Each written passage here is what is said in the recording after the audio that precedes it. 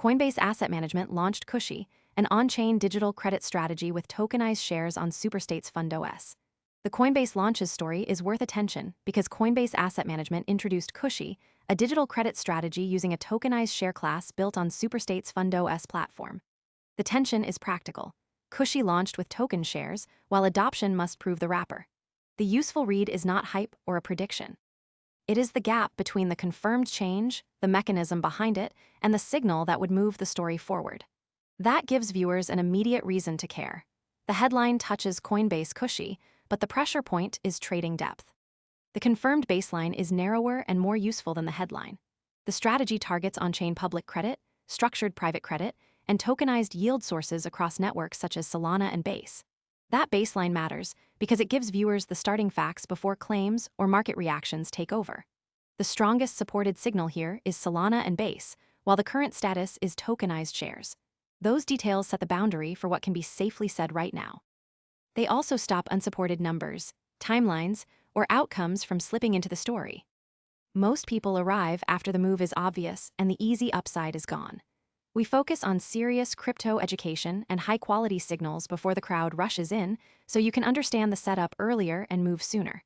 If you want that edge, visit the link below now. The mechanism behind Coinbase launches is this.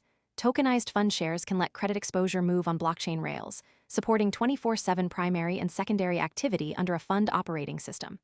In plain English, the story is not only about the actor or asset on the screen. It is about how access, liquidity, compliance, yield, security, or policy pressure changes behavior. That mechanism is why fund shares move on-chain and why credit exposure can trade longer. Without that link, the event would be a headline with no clear market or user consequence. The impact lands where the mechanism meets real users or markets. Institutional allocators get another route into compliant yield-bearing digital instruments, while tokenized credit markets gain a larger platform signal. That means institutions gain a yield route, and the practical consequence is that tokenized credit gets validation. This is the part of the story that viewers can actually use because it identifies who is exposed and what changes for them. The focus stays on Coinbase and Coinbase CUSHY rather than a broad claim about every crypto asset. The open question is not a side issue. CUSHY still has to prove adoption, liquidity, and risk performance across its credit sources rather than simply launching a new wrapper. The confirmed piece should not be stretched into a bigger claim than the evidence supports. Right now, liquidity depth is unproven. Fund activity would clarify it. That distinction prevents speculation from being treated as a settled outcome.